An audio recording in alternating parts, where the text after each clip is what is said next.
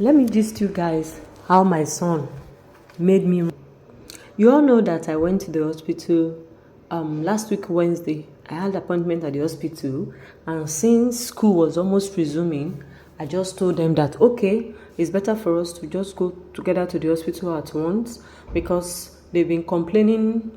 Sometimes they've been complaining about maybe headache, their tummy is paining them, they've been going to toilet and so much complaint. So as I since school is almost resuming, is it not better that all of us who could go to the toilet, to the hospital, so that they can do some, tests and all that and get treated, so that as soon as school is resuming, they won't start falling sick. That's how we carry ourselves to the hospital. My people, do you know what happened? When we go to the hospital, because they are grown now, they have teenager and all that, so the doctor usually like to ask them directly. They hardly let us talk, let the parents talk. Okay, what is the problem? What brought you to the hospital? To my greatest shock, my children said there's nothing absolutely wrong with them. You know why? Because they don't like needles. They don't like injection at all. They don't even like the sight of needle. So they told the doctor there's nothing absolutely wrong with them. The doctor now said, oh, so mommy, so why did you bring them to the hospital? I started explaining how they've been complaining about stomach pain. Even that morning, my small son, my second son was telling me how he feel like vomiting and all those kind of stuff. I said, at least we are going to the hospital. My children denied everything. Even my first son, that's always sleeping in the toilet, like he's been running to the toilet every time, told the doctor that he has not poo for 3 weeks. Almost, it didn't shock me.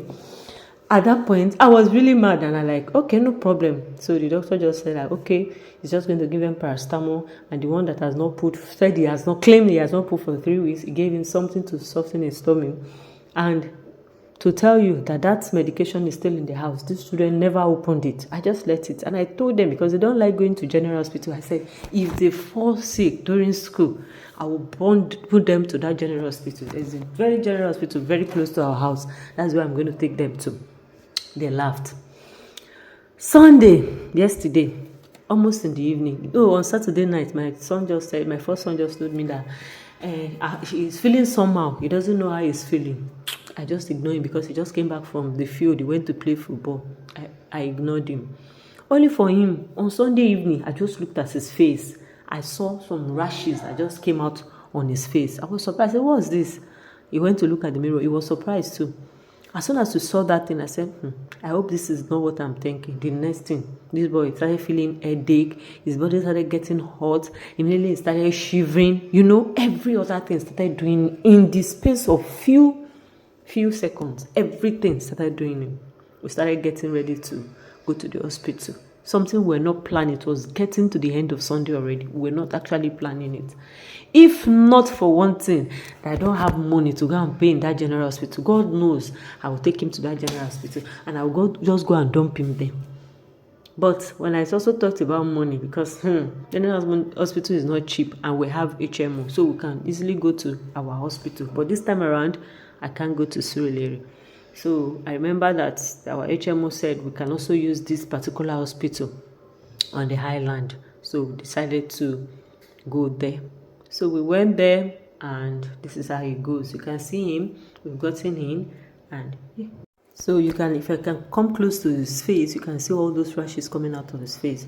So we got there. They did, they spoke with our HMO, and we went to do his vitals. After the vitals, we had to see the doctor. So the doctor wrote some tests that we have to go and do. So ultrasound is part of it, because there is something like a boil. I can't really say it's a boil because it's not paining him. It's just getting bigger at the back of his neck. We have to do a scan. So we had to go upstairs to do the test. We did every other test that we're supposed to do. We did the scan, and everything came back that there was nothing wrong. The only thing is that he just had to take multivitamin, vitamin C, and paracetamol. But if the doctor advised we should watch it for 48 hours, if the rashes comes to his body and every other place, then we can return to the hospital. That's how yesterday went to. Do you know we were still at the hospital at 10 p.m.? It's really, really, really crazy. I was really, I told them that if you people try this kind of thing with me again, you see what is going to happen. Assuming they've allowed the other hospital to run some tests, probably they will have seen what is about to happen. Do you understand? And as we got home, it was still really very hot and all that, so we had to take paracetamol and all, and he went to sleep. This morning, as he was waking up, the rashes has come to his stomach, his back, and his leg. Everywhere is already rashes. So I just had to go and buy 7 keys. I said, for me to go back to the hospital, it's not me and you. Let's assume it is measles. Let's not just assume it's maybe chickenpox or something. So we had to go and buy 7 keys, and we've been applying it. I think it's getting better. That is how yesterday went. Children, these children, they can really put you under stress. Like, this is where I was yesterday, and I was busy updating, trying to create my content and all that. Thank you guys for watching. This is how we went. In fact, if you have children, these children, they can make you go through stress.